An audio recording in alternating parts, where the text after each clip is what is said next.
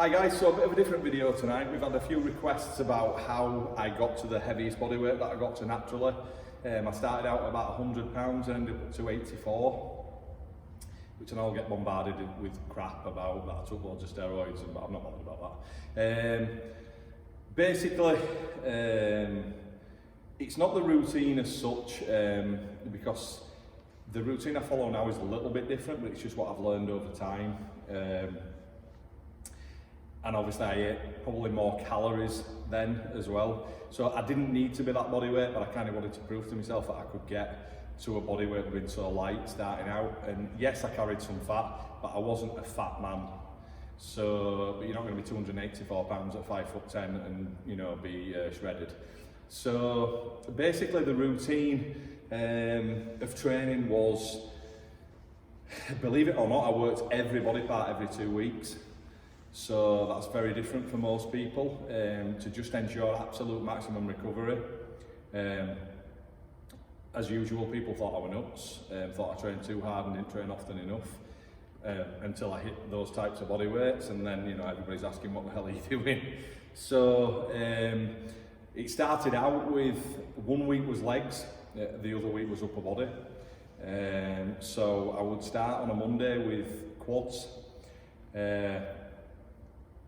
The movements sometimes changed, only if I felt that I needed a change, but it was usually something along the lines, I was free weight squatting sometimes then, but they didn't really suit me, but I persisted probably a little longer than I should have done. So you could say free weight squats if you're good at free weight squats, like before, it's the connection to the movement, so don't worry about what the movements are, but it was always a compound movement. So free weight squats, then probably something like, I probably moved from them eventually to what I would have classed as a better movement for me, which would have been like a hack squat or a Smith machine squat.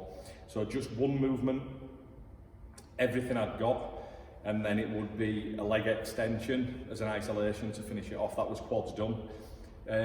I'll go into that now. Basically, some weeks was rest pause, because that's my favourite high intensity technique, and I think probably the best one.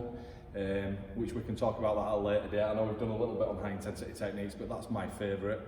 I didn't do that all the time because it's unbelievably hard to recover from, but there were periods where I did. So I would maybe rest pause, because I trained everything like twice a month, maybe I rest paused it one half of the month, and then it was just failure the other part of the month. I never did 2 pickups either. A lot of people rest pause, they'll put the weight down, pick the weight back up, put it back down after a few more reps, rest pause again. It was everything I'd got all out. I would put the weight down, rest, pick it back up after something like 10-15 deep breaths, get what I could again, which might only be 1 rep, might be 2 or 3, and that was me done. Because that is enough when you're putting absolutely everything you've got into it. So that would be quads. I would then take Tuesday off. Wednesday would be hamstrings. So hamstrings would be usually a leg curl and a stiff-legged deadlift. So that would be hamstrings done. Again, 1 set of each, rest pause or not, depending where I was, sort of in the month. And then I would then take another day off, and then it would be calves on the Friday. Calves would usually be possibly a standing calf and a toe press, because I really love those movements, but periodically I may put a seated calf in there, but there would always be one, like the others, a big basic movement. I usually started with the compound, but I did pre-exhaust sometimes as well, so not everything was absolutely set in stone, but usually it was the compound and then the isolation. On the hamstrings, I usually started with the leg curl and then did the stiff leg deadlift, so I was a little bit more warmed up, because you really have to heavily warm up on stiff leg deadlift. So again, not set in stone, but most of the time it would have been that way around. I would then take the weekend off, and then the week after would be upper body. So that would start out with back, because I'm a firm believer in starting with the larger body part and working your way down in sort of an order to smaller. Because taking more energy out. So once I'd had the weekend off, it was back and rear delts. So that would be something along the lines of, back then I was very, very heavy deadlifting, or very heavy for me. So I would deadlift I love T-bar row, is probably my favourite back exercise. I do love barbell rows, dumbbell rows, etc. But I wasn't always doing them then. I did sometimes, but when I'd heavy deadlifted, obviously the lower back's taken a hell of a lot of stick at that point. So I'd use something like maybe a hammer row, or some type of like reverse grip lat pull down or something like that a lot of the time. And then I would finish with a rear delt movement, which would be probably on a machine of some kind, or one of my particular favourites is a standing like reverse cable crossover for rear delt. That's it, that was back rear delts done. Then I'd take a day off.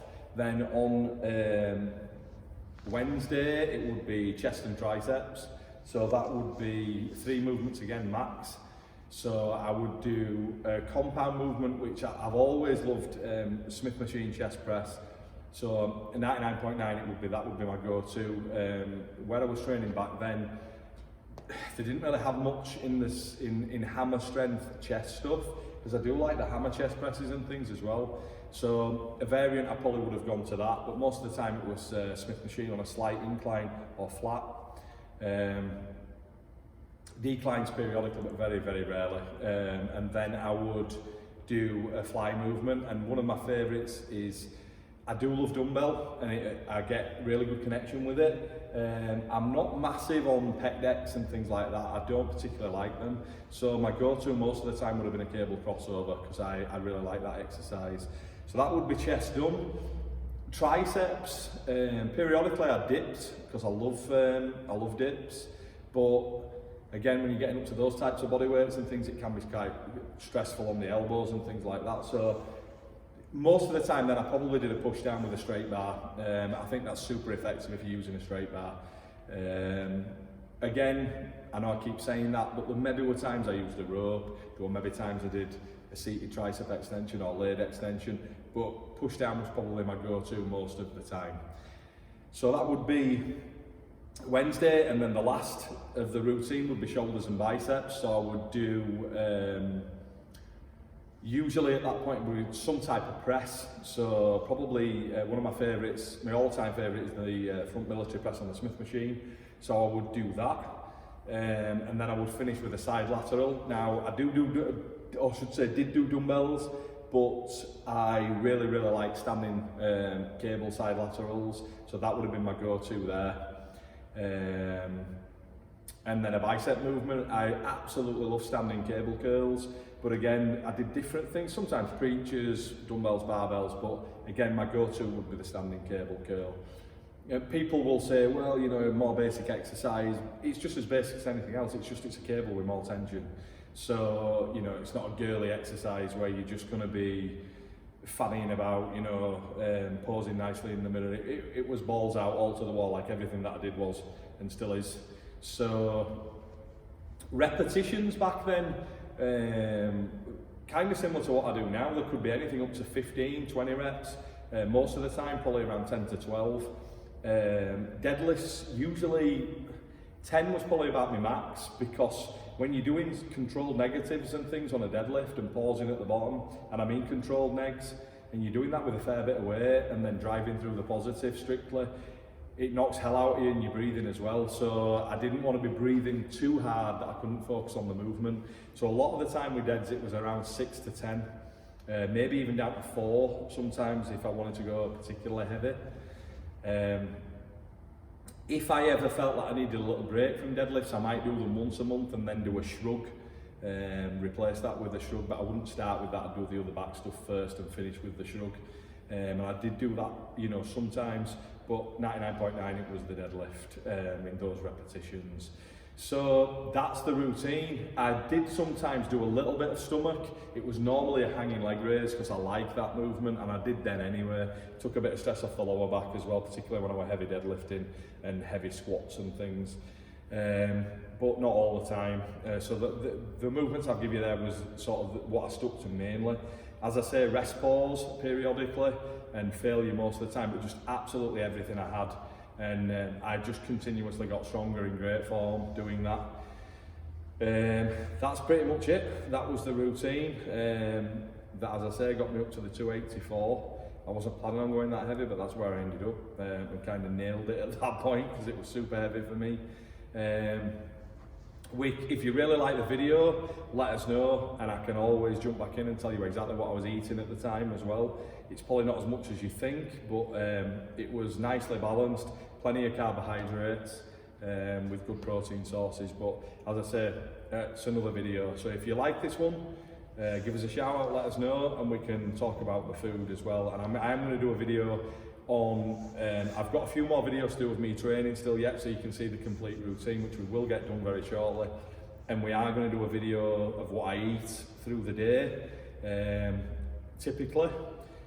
But as I say, we can always do one of what I was eating back then as well to get up to that body weight. So give us a shout out and let us know what you think. Thanks guys.